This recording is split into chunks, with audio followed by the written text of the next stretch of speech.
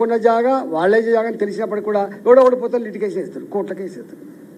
కోర్టుల కేసు వేసి ఏమైపోతుంది, మాది లిటిగేషన్ ఉంది, ఇల్లు కట్టుకోవడానికి పర్మిషన్ రాదు, టక్కన అక్కడ చెప్పి పెడతారు. దానికి నెక్సెస్ ఉంటుంది, దానికి ఆఫీసులు ఉంటాయి.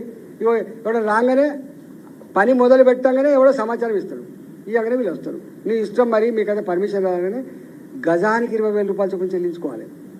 ఇట్లా ఒక ఎగ్జాంపుల్ కాదు, వందలు ఉన్నాయి. గజానికి 20,000 రూపాయలు చొప్పున చెల్లించుకోవాలి.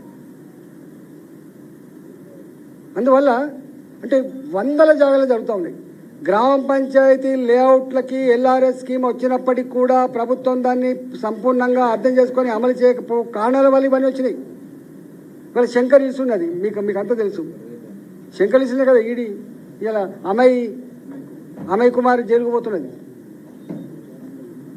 అమయ్ కుమార్ ఎందుకు జైలుకు పోతున్నాడు? రాత్రి 420 ఎకరాలు, నాకు తెలిసి అక్కడ 50 కోట్లకు ఎకరం ఉంటుంది. ఒక 20,000 కోట్ల భూమి వచ్చింది నాకు తెలిసి. 100 ఎకరాలకే 5,000 కోట్లు, 100 ఎకరాలు 5,000 కోట్లు. ఇవాళ 440 ఎకరాలు 20,000 కోట్ల పైన రాత్రి చేసిండు. కొద్ది మందికి మాత్రమే దాని లాకులు ఓపెన్ చేసి అది ఉంటుంది. ఈ ధరణ వచ్చిన తర్వాత, ఈ కాస్తు కాలాలన్నీ ఎగిరిపోయిన తర్వాత, ఈ 13 కాలాలు ఎగిరిపోయిన తర్వాత, మొత్తం కలెక్టరేట్లలో వచ్చిన తర్వాత, ఈ ఏజెన్సీలు కూడా బయట నుంచి వెళ్ళి వాళ్ళ కన్సర్న్లోనే వచ్చిన తర్వాత, ఎవడి భూమి రెగ్యులైజ్ చేసుకోవాలి, ఎవడి భూమి ఎటు మార్చాలనేది మొత్తం వాళ్ళ చేతులకు వచ్చిన తర్వాత మొత్తం పేదల చేతుల నుంచి వెళ్ళిపోయిన మాట వాస్తవం హైదరాబాద్. అందువల్ల నేను ఒకటే ప్రజలకు కోరుతా ఉన్నా, వీటిని కాపాడుకోవాల్సిన బాధ్యత ఉంది. కాబట్టి ఇలా అలాంటి బాధితులకి, భంగపడ్డలకి భారతీయ జనతా పార్టీగా మేముగా మీకు అండగా ఉంటామని చెప్పి తెలియజేస్తా ఉన్నాం.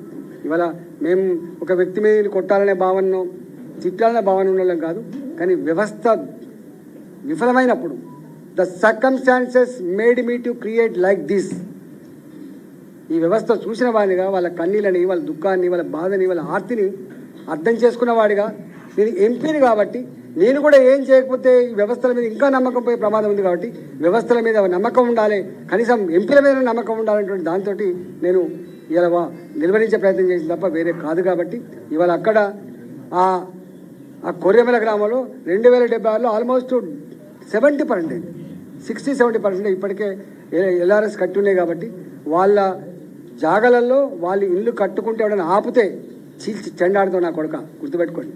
నేను ఒక హెచ్చరిక చేస్తా ఉన్నా, ఈ బౌన్సర్లు, ఈ గుండాలు, ఈ రియల్ ఎస్టేట్ వాళ్ళు 20,000, 50,000 నెలకి ఇవ్వగానే మీరు కనుక వచ్చి ప్రజల మీద దౌర్జన్యం చేస్తే మీ భర్త నా కొడుకు అని చెప్పి హెచ్చరిస్తా ఉన్నా. పని చేసుకుంటూ చేసుకో, ఇంకో పని చేసుకో, కానీ ఎవడు నువ్వు దౌర్జన్యం చేసేవాడు ఎవడివి? పోలీసులు నేను నిర్వహించకపోవచ్చు, పోలీసులు అండతోటి నువ్వు చేస్తుండవచ్చు, కానీ మేము చూసుకోవడానికి సిద్ధంగా లేము, గుర్తుపెట్టుకో.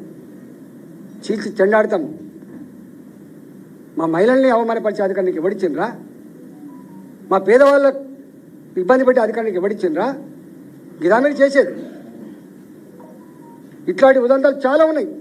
ఇప్పటికైనా జ్ఞానోదయం తెచ్చుకొని, బుద్ధి తెచ్చుకొని, నేను రెవెన్యూ మంత్రి గారు కూడా అడుగుతా ఉన్నాను, ఇలా మీరైతే భూభారతో ఇంకో భారత ఏదో తెస్తూ ఉన్నారో, ఇంకా కొత్త రిఫైన్డ్ చట్టం తెస్తూ ఉన్నారో, మంత్రి గారు మీకు తెలుసు, ఇవాళ అనేక గతంలో ధరణి తర్వాత ఎన్ని దుర్మార్గాలు జరిగినా మీకు ఎరక. దీని మీద ఒక సమగ్రమైన కమిటీ వేయి.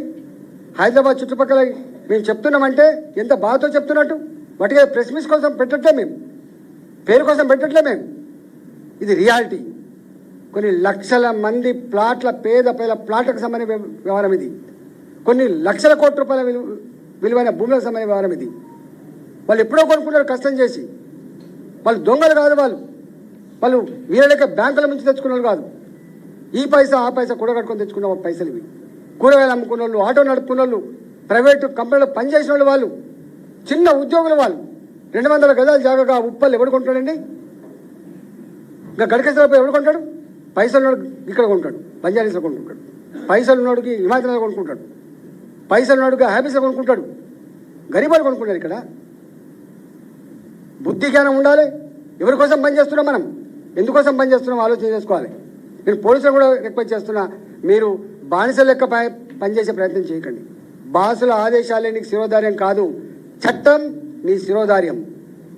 నువ్వు పాటించాల్సిన చట్టాన్ని తప్ప, న్యాయాన్ని, ధర్మాన్ని తప్ప బాసుల ఆదేశాలు పాటిస్తే ఎంతమంది IAS ఆఫీసర్లు జైలుకు పోయినా చూసుకోండి, ఎంతమంది IPS ఆఫీసర్లు సఫర్ అవుతారో చూసుకోండి. మేము చూస్తూ ఊరుకుంటాం అనుకోకండి. డిఓపిడి కాంప్లైంట్ పెడతాం. మేము వట్టిగా ఊరుకోం. చెప్పి ఆశకు వస్తే గత్యంతరం లేకపోతే ఏం చేస్తాం? తప్పకుండా మీ చరిత్రను తీసి మేము కాంప్లైంట్ చేయాల్సి వస్తుంది. కేర్ఫుల్ ఉండమని చెప్పి కోరుతా ఉన్నా. మాకు వ్యక్తుల పట్ల కానీ మాకు ఎవరి పట్ల ద్వేషం లేదు. మాకు ద్వేషం దుర్మార్గం పట్ల ద్వేషం, అన్యాయం పట్ల ద్వేషం మాకు. Thank you.